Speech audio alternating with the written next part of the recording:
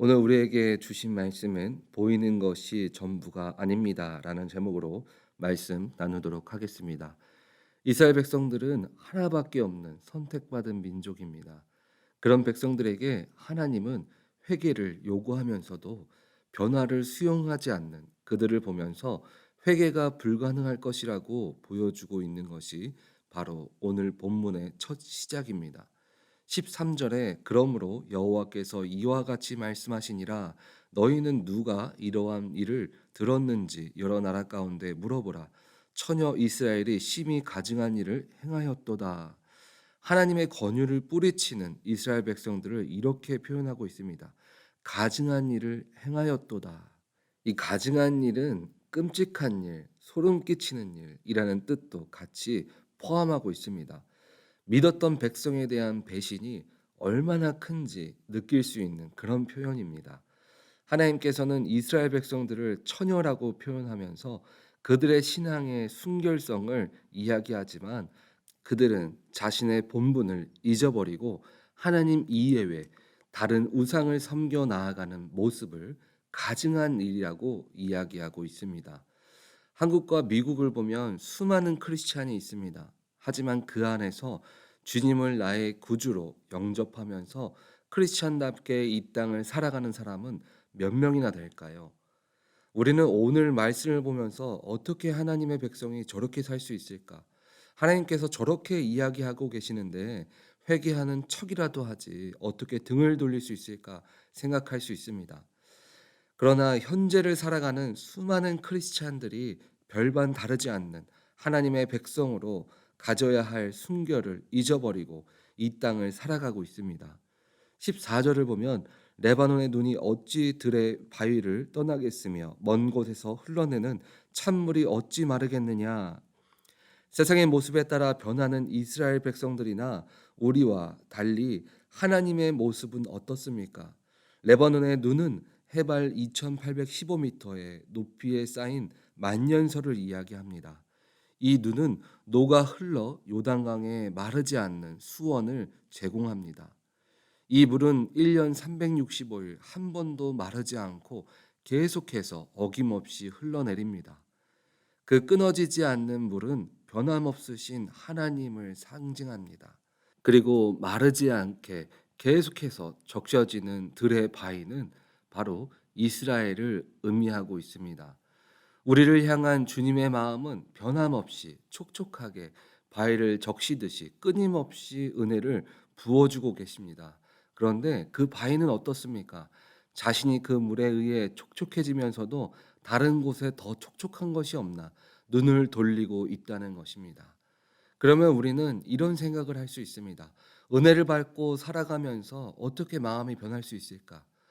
그러나 아담과 하와의 모습을 보면 사람의 심리가 내가 가진 것보다 내가 갖고 있지 않은 다른 것을 더 갖고 싶어 하는 마음을 갖고 있다는 것을 알 수 있습니다.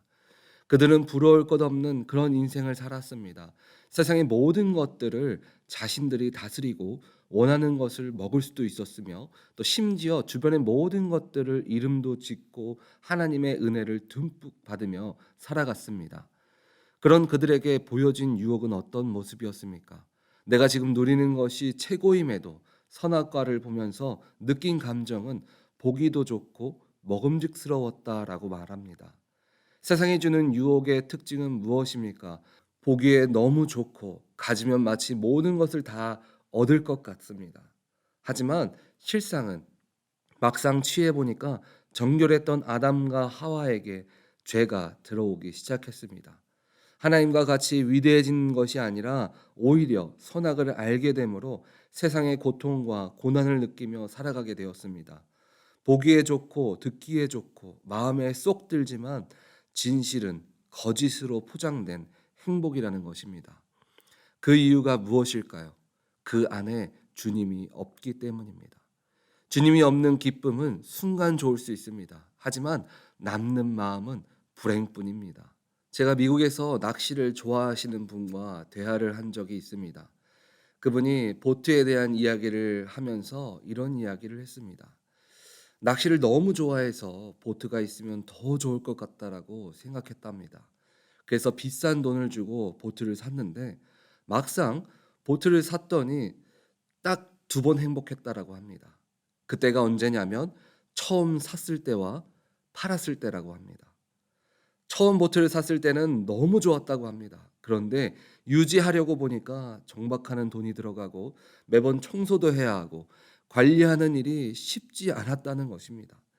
세상에 주는 것은 우리에게 평생 책임져 줄 것처럼 보여주지만 그렇지 않다는 것입니다.